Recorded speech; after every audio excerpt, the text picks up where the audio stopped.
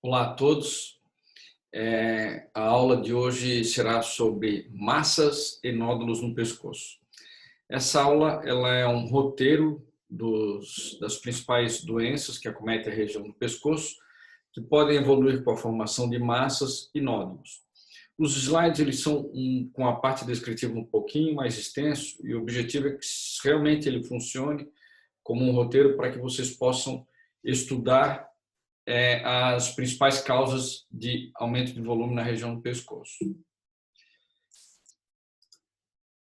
Por definição, nódulos correspondem a lesões detectadas ou pelo exame clínico ou por exame de imagem, mas com menos de 3 centímetros. Então, esse é um número mágico, é uma regra que a gente utiliza, que habitualmente, quando existe uma lesão com mais de 3 centímetros, aí nós chamamos de massa. Independente das características, da mobilidade, da aderência. No pescoço, uma das estruturas anatômicas que geralmente está acometida, que pode ser sede de aumento de volume, são os linfonodos. Lembrando, então, que para que nós tenhamos uma massa, na maioria das vezes, é um aglomerado de linfonodos que formam esse aumento de volume com mais de 3 centímetros. Então, abaixo de 3 centímetros, nódulos. Acima de 3 centímetros, nós chamamos de massas. E com relação ao diagnóstico diferencial desses nódulos ou massas do pescoço, nós dividimos em etiologias. Então, o primeiro tópico com relação à etiologia dessas lesões seria com relação à etiologia inflamatória.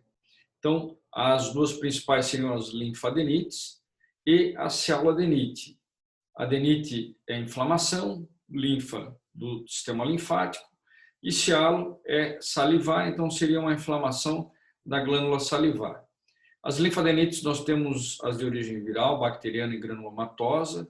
Dentre as granulomatosas, a tuberculose, a fúngica, a arranhadura do gato, a actinomicose, e a cialoadenite da glândula parótida e da glândula submandibular.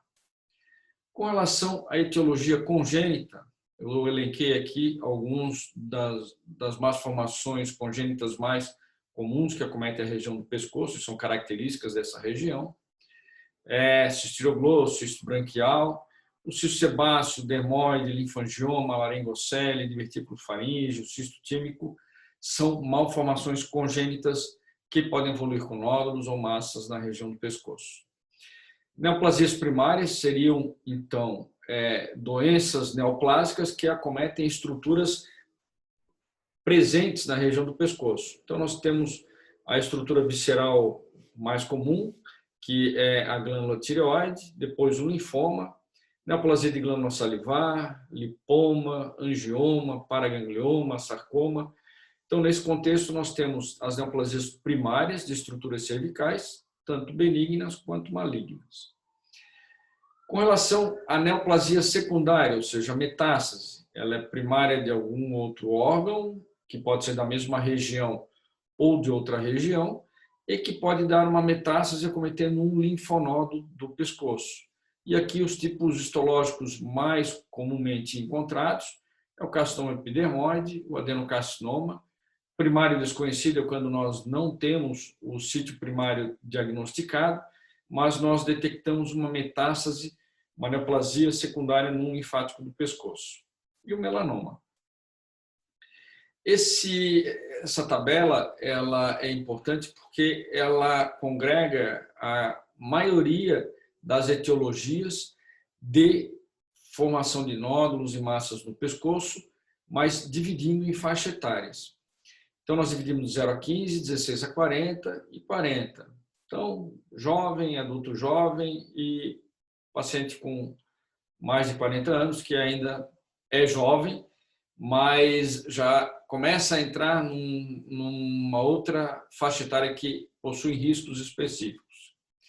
Então, só lembrando, e é algo que eu sempre friso nas aulas, é que a primeira causa de aumento de volume ou de nódulo ou massa no pescoço de 0 a 15 anos, ou mesmo de 16 a 40 anos, é etiologia inflamatória. A segunda causa, inflamatória. A terceira causa, inflamatória. Lá pela quarta, quinta causa que a gente começa a entrar em congênitos e depois neoplásicos. Então, até a prova em contrário, em pacientes em criança e adulto jovem, a maior chance de que a gente tenha um aumento de volume na região do pescoço é de etiologia inflamatória. E aqui nós vimos quais são as mais importantes. Linfadenite bacteriana, inflamatória granulomatosa, linfadenite viral, a própria celadenite, a AIDS. E acima de 40 anos, aí nós começamos a ter as doenças neoplásicas, tanto as benignas quanto as malignas, tá? E neoplasia secundária. Então, aqui tem o elencado quais são as principais causas de aumento de volume do pescoço. Na faixa etária de 0 a 15, a segunda causa é o congênito, cisto tireoglosso, branquial, cisto dermoide, linfangioma. 16 a 40 o congênito também. Acima de 40, raramente nós teremos alguma etiologia congênita causando aumento de volume da região do pescoço. E aí entram as inflamatórias. E, inversamente, na faixa etária de 0 a 15, raramente teremos neoplasias, tanto primária quanto secundária. 16 a 40 também não é tão comum. E, como eu comentei com vocês, o congênito acima de 40 anos é extremamente raro também. Se nós pegarmos essa outra tabela e nós cruzarmos com aquela tabela anterior que mostra a incidência das etiologias divididas pela faixa etária e agora com o tempo de evolução dos sintomas, e nós fizermos um cruzamento dessas duas tabelas, nós quase que diagnosticamos 80% da etiologia dos aumentos de volume na região do pescoço. Quando nós falamos em tempo de sintomas, nós dividimos em agudo, subagudo e crônico. O agudo geralmente até 2 semanas, o subagudo de 2 semanas a 3 meses ou 90 dias e o crônico acima de 90 dias. Quando é uma lesão ou quando é um nódulo ou uma massa de surgimento com sintomas com menos de 15 dias, aqui nós temos as principais etiologias. Infecção por citomegalo, Epstein-Barr, streptocócico ou estáfilo, etiologia cutânea, toxoplasmose, infecção de via respiratória alta, menos comum a celadenite aguda, infecção por Bartonella, hematoma, HIV. Com relação a subagudo, ou seja, de 15 a 90 dias, nós começamos a ter o carcinoma, epidermóide do trato aerodigestivo superior, menos comumente as doenças que estão aqui elencadas, amiloidose, linfoma, câncer metastático, sarcoidose, e raramente essas que vocês têm aqui nessa terceira coluna. E crônico, quando temos a evolução dos sintomas com mais de 90 dias. Aí doenças da glândula tireoide seriam os mais comuns, depois cisto branquial, tumor do corpo carotídeo, glomo jugular, laringocele. Se vocês observarem aqui, as doenças elas têm uma etiologia benigna, a grande maioria, ou maligna com uma baixa agressividade, liposarcoma, carcinoma de paratireoide. Então, cruzando essa tabela com a anterior, nós conseguimos montar uma hipótese diagnóstica e nós acertamos em quase que 80% das vezes, só tendo essas duas informações, a faixa etária e o tempo de evolução dos sintomas. Mas vamos agora falar especificamente de cada um, para que vocês tenham uma ideia das principais alterações e também das características de cada uma quando se manifestam com nódulo ou massa no pescoço. A adenomegalia cervical é o aumento do linfonodo. É a forma mais comum de manifestação de doença inflamatória infecciosa. Como a gente observa aqui, uma adenomegalia cervical bilateral na região submandibular. A adenomegalia ela pode estar relacionada a alguma doença localizada ou sistêmica, como nós iremos mostrar para vocês.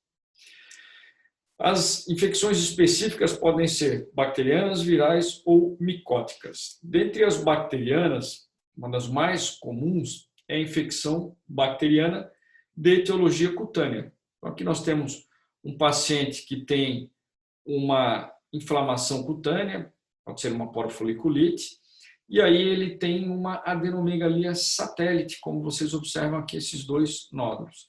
Eu trouxe esse slide mostrando que a lesão inicial do nosso paciente é retroauricular, ou seja, nem ele percebeu, mas o que chamou a atenção foram os dois nódulos no pescoço. Daí sempre examinarmos o couro cabeludo, pescoço, região posterior, orelha, ou a própria região do tórax, para que a gente possa ter, às vezes, uma pista de qual a provável causa. Às vezes passa muito desapercebido, mas é comum as mulheres terem infecção no lobo da orelha relacionada ao uso de brinco, e aquilo ali acha-se que é algo normal, e na verdade pode ser a etiologia de uma adenomegalia satélite.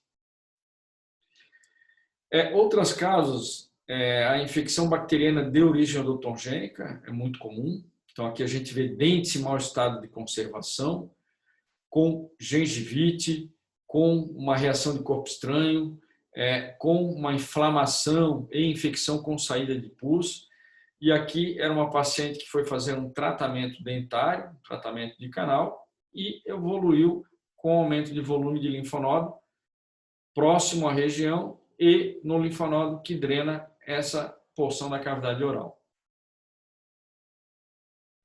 A tonsilite bacteriana ou amidalite, ela geralmente evolui com adenomegalia satélite, pode ser unilateral ou bilateral, geralmente associada ao acometimento da tonsila palatina.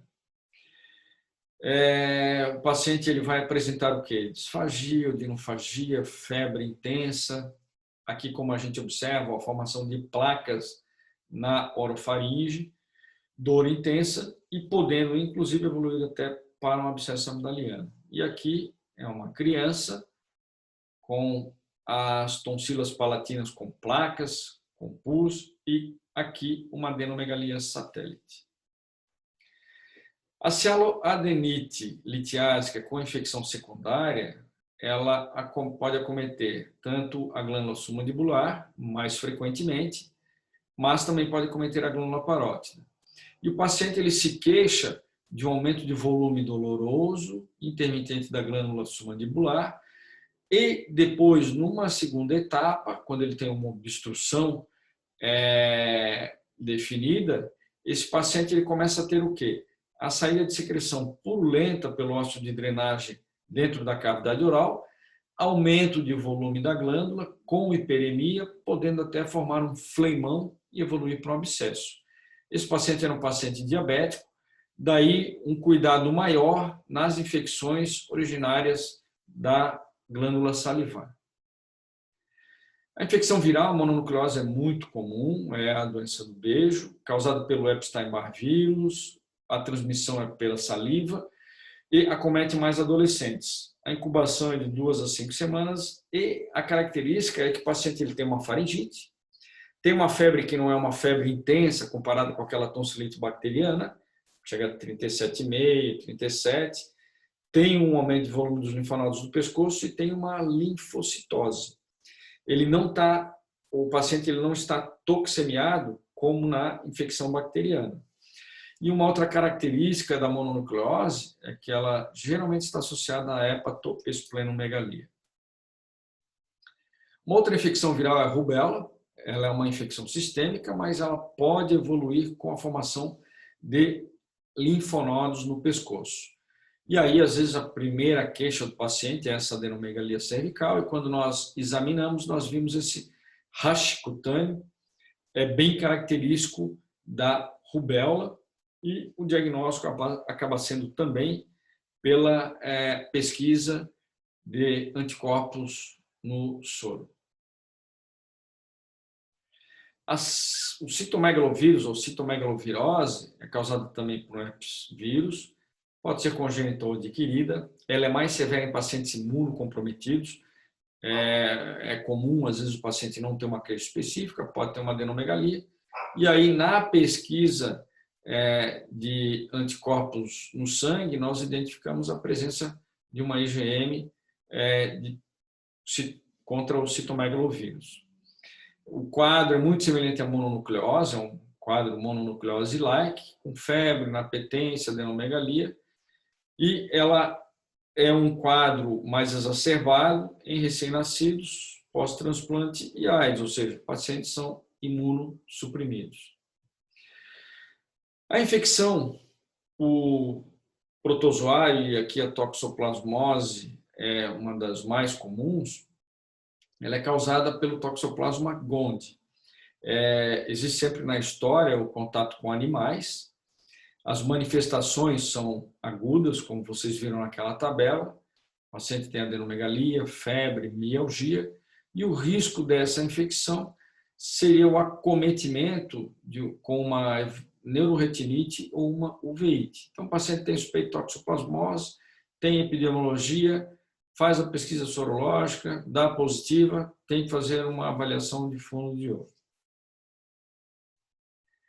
A infecção específica granulomatosa, que acomete a região não só do pescoço, mas pode se manifestar no pescoço, uma outra causa é a doença da arranhadura do gato. Então, nós vimos as infecções bacterianas, as virais e agora as granulomatosas.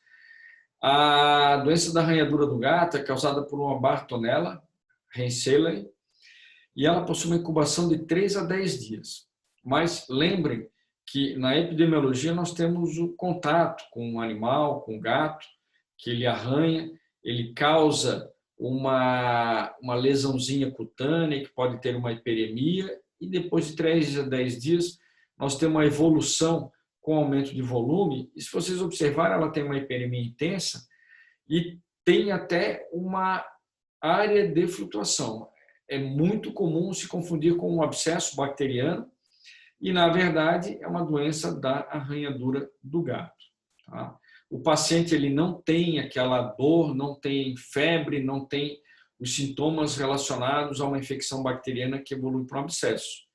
Então, essa criança, ela tinha um gato, ela brincava com o gato, ela se arranhava com o gato, desenvolveu esse aumento de volume, mas ela não tinha febre, não tinha dor. A criança, quando nós tiramos a foto, ela estava até sorrindo.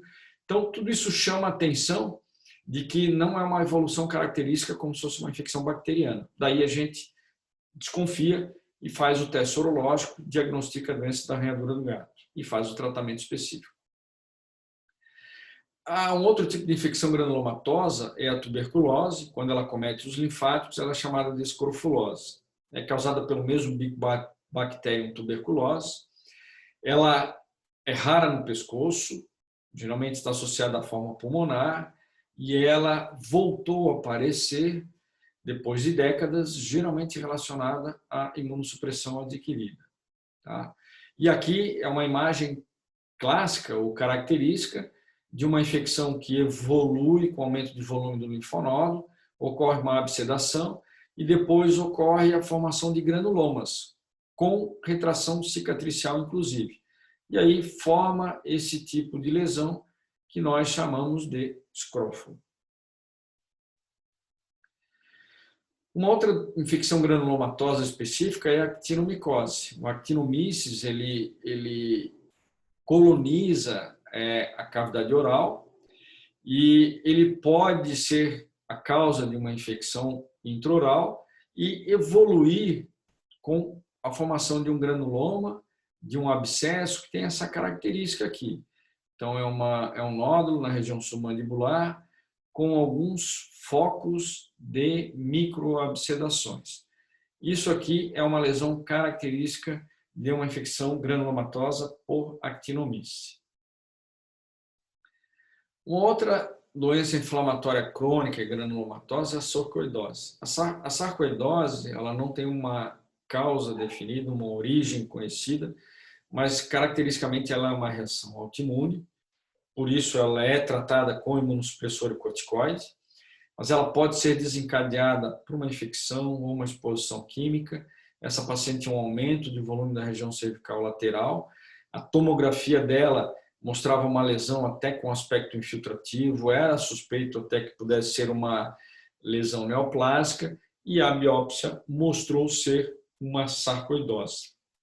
A sarcoidose, além dos linfonodos, ela pode acometer também pulmão e pele. Vimos então as as causas inflamatórias, infecciosas, e agora vamos conversar um pouco sobre as malformações congênitas específicas da região do pescoço. O cisto branquial é a mais comum, é uma malformação do aparelho branquial, ela pode ser completa ou incompleta. O mais comum é a incompleta, onde nós temos a formação do cisto.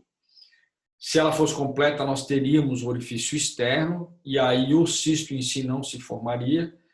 E o cisto branquial ele pode ocorrer desde o primeiro ao quarto arco branquial, e geralmente se manifesta na adolescência com um nódulo que tem uma consistência cística na região lateral do pescoço, superior e à frente do esternocleidomastoide. Então, isso aqui é a imagem característica de um cisto branquial.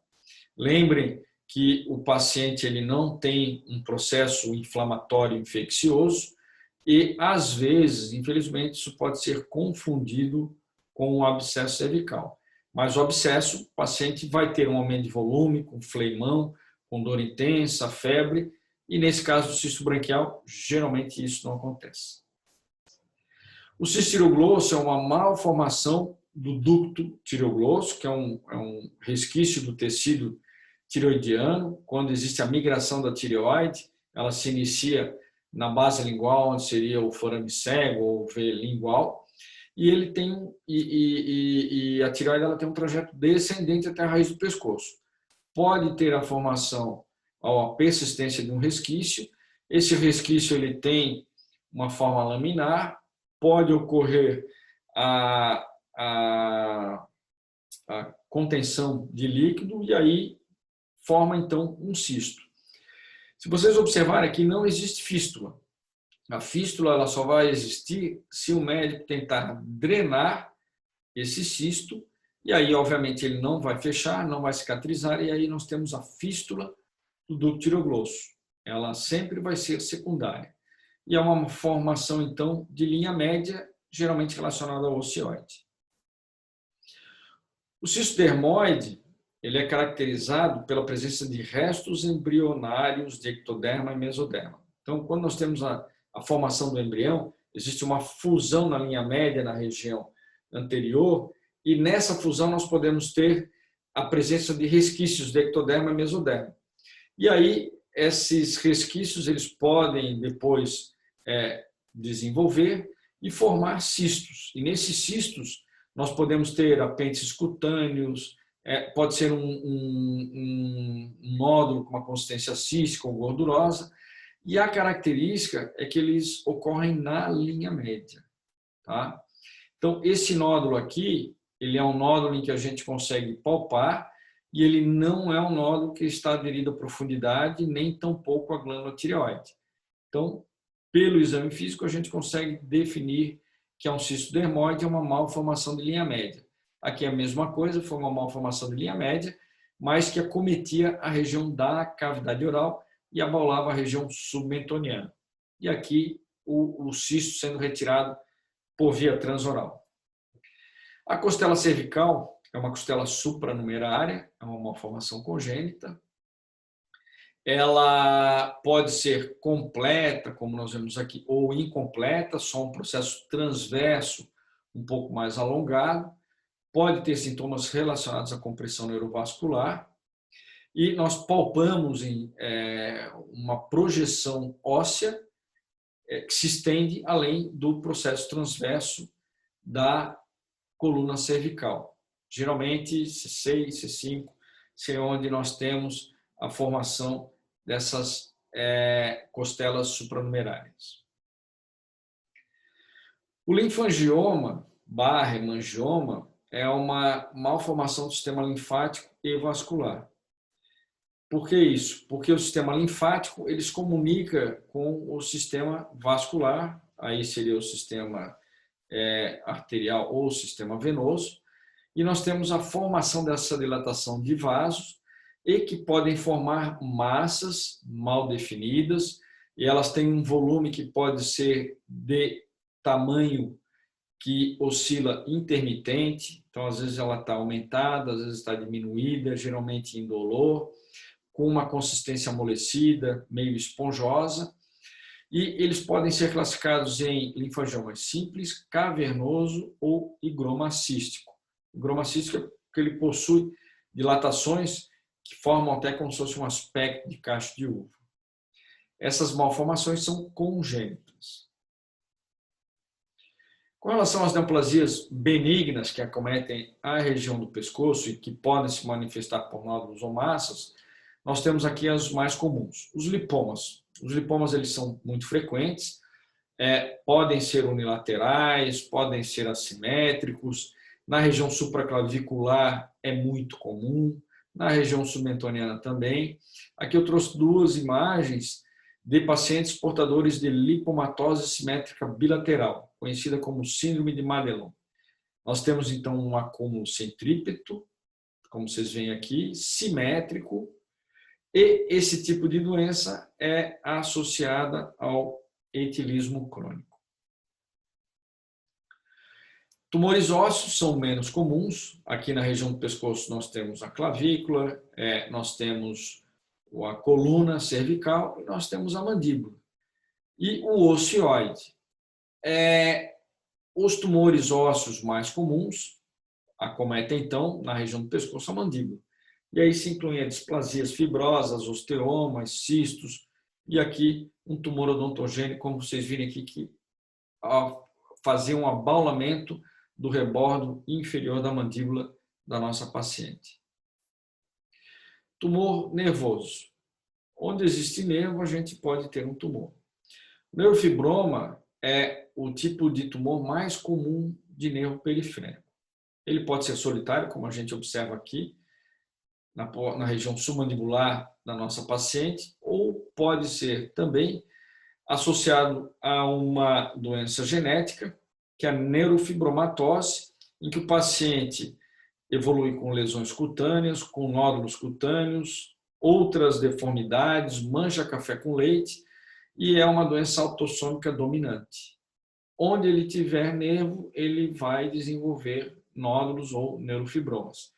E a região do pescoço é uma das regiões também que é mais acometida, e nós temos a formação de nódulos e, dependendo até da situação, massas, como a gente observa no nosso paciente. O Schwannoma, ele é um tumor da célula de Schwann, que é da bainha do nervo, e a característica dele é que ele pode preservar o nervo. Se vocês observarem aqui, isso aqui é um tumor, um Schwannoma do nervo facial, em que nós observamos aqui os fascículos nervosos, e o nervo em si ele está distendido, mas ele está preservado. E aqui o tumor, e se nós conseguirmos ter um plano de clivagem aqui entre o tumor e o nervo, que ele é um tumor benigno, nós conseguimos preservar o nervo. Então, esse é um Schwannoma, ou conhecido também como neurolemoma, que é um tumor da bainha de Schwann.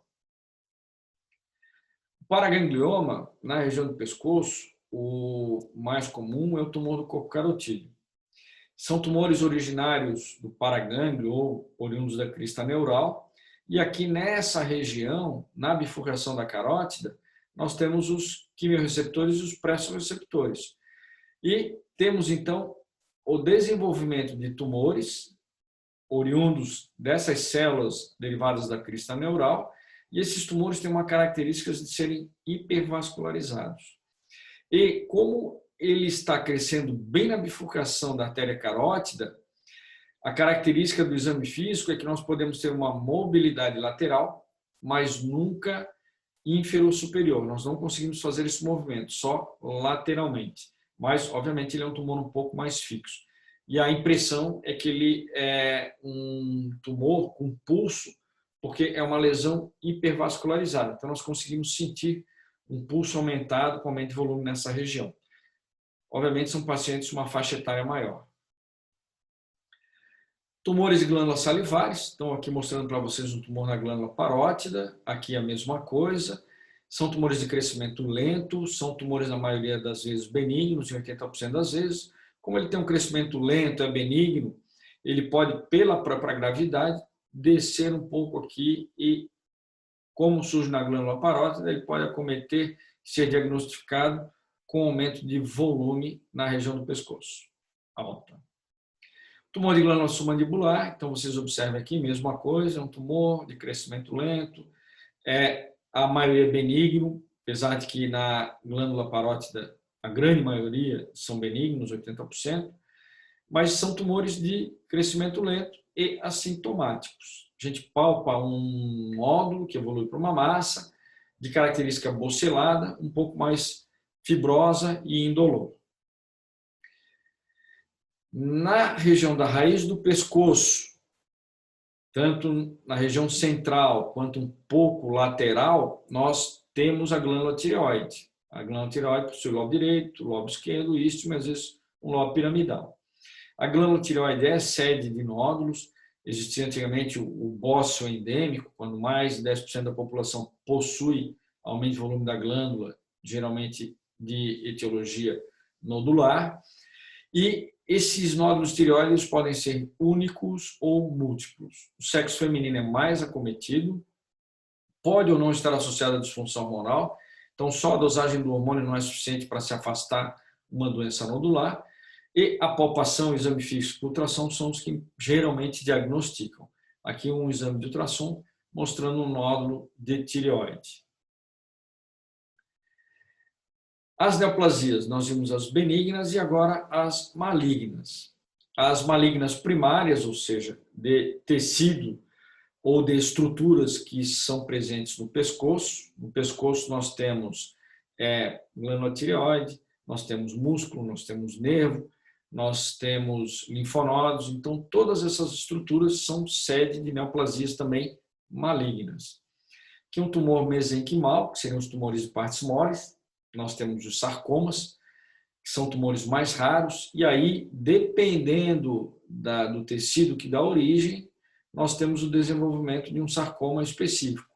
Ou seja, o fibrosarcoma, quando se origina dos fibroblastos, o esteocitoma fibroso maligno dos esteócitos, o liposarcoma, angiosarcoma, leiomiosarcoma, rabdomiosarcoma e por aí afora.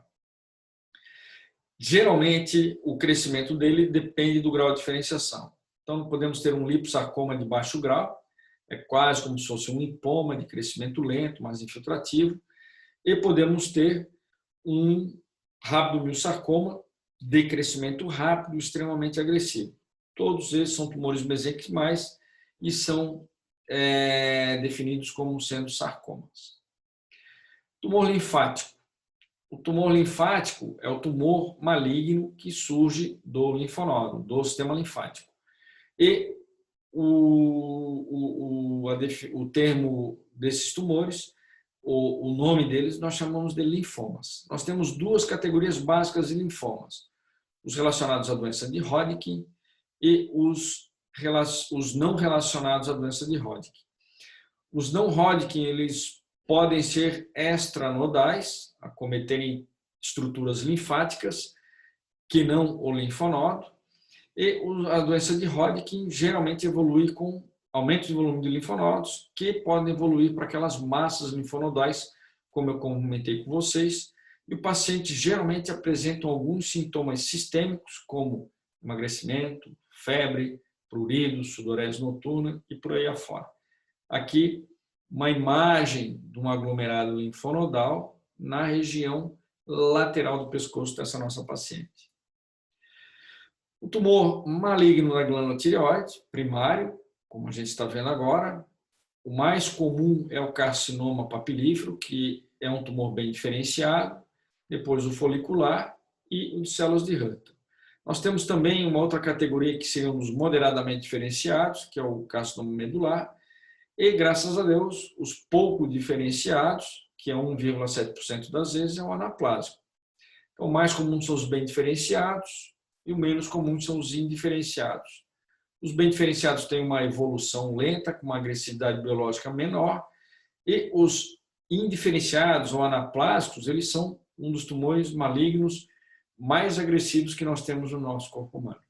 Então, câncer na glândula tireoide, ele pode ser um câncer com uma evolução boa, mas, ao mesmo tempo, pode ter uma das piores evoluções de tumores malignos do corpo humano.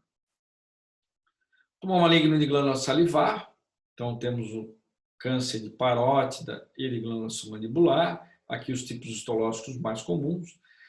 Como vocês veem aqui pela descrição, são tumores endurecidos, aderidos a plano profundo. Na parótida pode evoluir com paralisia facial, pode ter adenomegalia satélite, pode ter infiltração da pele, pode evoluir até com trismo. Então, são tumores mais agressivos e não tem aquela evolução lenta como os tumores benignos que a gente comentou anteriormente.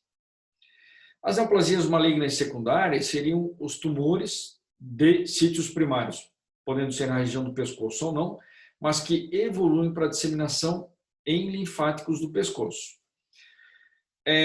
Seriam as metástases linfáticas na região cervical. Só para vocês terem uma ideia, 15 a 50% dos carcinomas epidermoides de cabeça e pescoço desenvolvem metástase linfonodal. Essa moça, estão vendo aqui a cicatriz, ela tinha um câncer de lábio superior, ela era jovem, mas era transplantada renal, fazia uso de imunossupressor, e o câncer dela se disseminou para o linfático da região submandibular ipsilateral. O câncer de cavidade oral, 40% apresentam metástase linfonodal no diagnóstico inicial. E quando nós não palpamos ou não identificamos nenhum linfonodo, e a gente classifica isso de N0, se nós retirarmos o tecido linfático da área de drenagem, em 20 a 30% eles terão uma metástase linfática oculta, ou seja, uma micrometástase. E a presença de metástase, ela determina uma redução na sobrevida em 50%. Só mostrando para vocês os níveis de drenagem linfática do pescoço, nós temos os linfonodos da região do pescoço, e eles podem ser divididos em sítios, em níveis. E nós temos esses níveis aqui de 1 a 6. O nível 1 na região submandibular e submentoniana. O nível 2 corresponde aos linfonodos júgulo-carotídeo altos, ou seja, eles estão acima do ocioide na região da veia jugular interna. Entre o ocioide e a borda inferior da cricoide, nós temos os linfonodos júgulo-carotídeo médios. E abaixo da borda inferior da cricoide e acima da clavícula, nós temos na região da veia jugular interna os linfonodos júgulo-carotídeos inferiores, que seria o nível 4. Na borda posterior do esternocleidomastoideo, especificamente na região da artéria cervical transversa e também junto do nervo acessório, nessa região cervical posterior, nós temos os linfonodos do trígono posterior. E anteriormente, medialmente, a artéria carótida, bilateral, fúrcula external e ocioide, nessa região que nós chamamos de trígono muscular ou de compartimento visceral, nós temos os linfonodos nível 6 do compartimento central, que drenariam a princípio laringe, glândula tireoide e faringe. Esse slide ele mostra os níveis de drenagem linfática preferenciais para metástase. Então, ele é importante porque nós podemos não ter o diagnóstico do tumor primário, mas pela localização da metástase, nós já sabemos qual o provável sítio primário. Um tumor do lábio inferior, do assoalho da boca ou da gengiva inferior, ele geralmente se metastatiza para um linfonodo da região submentoniana. Da face, nariz, seio paranasal, cavidade oral, glândula submandibular, para a região submandibular. Nível 2, ou júgulo-carotídeo alto, tumores malignos originários da cavidade oral, orofaringe, nasofaringe, hipofaringe, supraglote.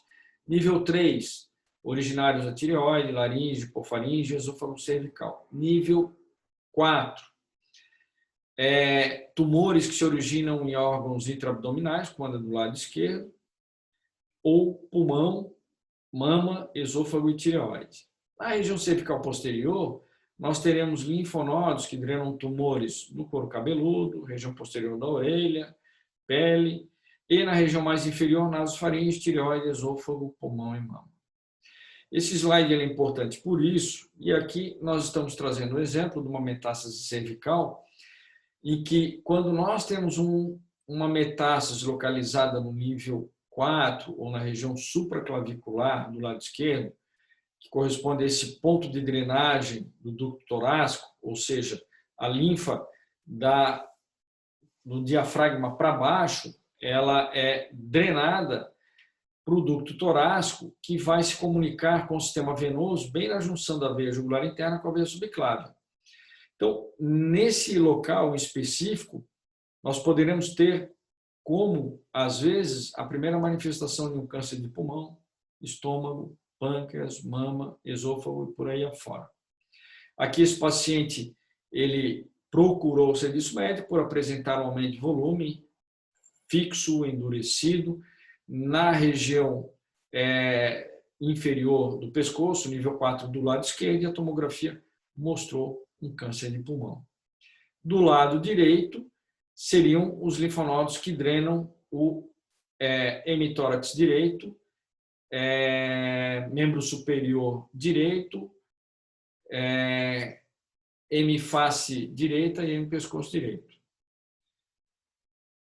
Então, a nossa aula trouxe para vocês as principais etiologias e nós descrevemos a característica de cada uma, divididas em grandes grupos, de alterações inflamatórias infecciosas, malformações congênitas, neoplasias benignas, neoplasias malignas primárias e secundárias. A nossa aula é um roteiro, esse roteiro é um roteiro que vocês podem depois disponibilizar, e sempre que vocês estiverem à frente de um paciente com a queixa de um nódulo ou uma massa no pescoço, lembrem daquelas duas tabelas, cruzando o tempo de evolução dos sintomas e a faixa etária do paciente, nós conseguimos diagnosticar, pelo menos em 80% das vezes, a etiologia da doença. Obrigado a todos e até logo.